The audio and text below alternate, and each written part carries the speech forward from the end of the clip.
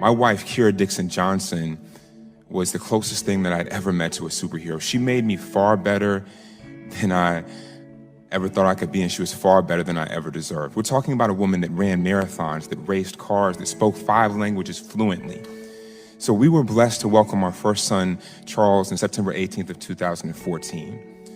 We always wanted back-to-back boys, and we were blessed to find out that we were going to welcome our second son, Langston, in April of 2016. We walked into Cedars-Sinai Medical Center on April 12th of 2016 with a woman that just wasn't in good health, she was in exceptional health.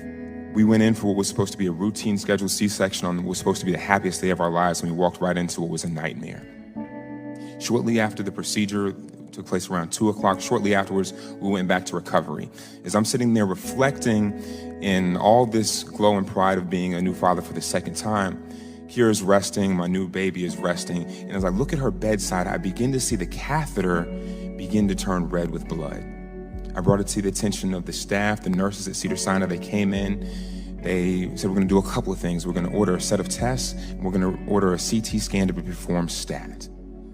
I was concerned, but I said, you know what? My wife is healthy, and what's supposed to be one of the best hospitals in the world. I'm concerned, but we've got a plan, okay? Blood work comes back, it's showing that it's abnormal, and she's hemorrhaging. And they ordered a CT scan that was supposed to be performed stat. Keep in mind, this is around 4 o'clock. 5 o'clock comes, no CT scan. Her blood levels are continuing to drop. By this time, she's beginning to shiver uncontrollably. 6 o'clock, no CT scan. She's beginning to become pale. She's in extreme pain. 7 o'clock comes, 8 o'clock comes, no CT scan. I'm begging, I'm pleading the staff to do something.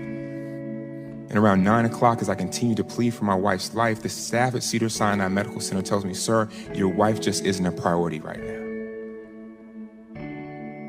8 o'clock comes, 9 o'clock, 10 o'clock. They said, well, we need to do a blood transfusion. I'm saying, well, where is the CT scan? It wasn't until after midnight that they finally took my wife back to surgery. After I begged and pleaded for them to take action for more than 10 hours. When they took Kira back to surgery, they opened her up, and there were 3.5 liters of blood in her abdomen, and she coded immediately. Now, I'm here to tell you this. I'm not here to tell you what I think. I'm here to tell you what I know.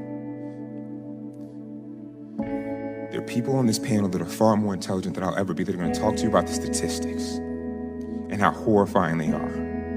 But what I'm here to tell you is this. There's no statistic that can quantify what it's like to tell an 18-month-old that his mother's never coming home. There's no matrices that can quantify what it's like to explain to a son that will never know his mother just how amazing she was.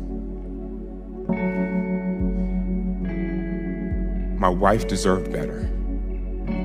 Women all over this country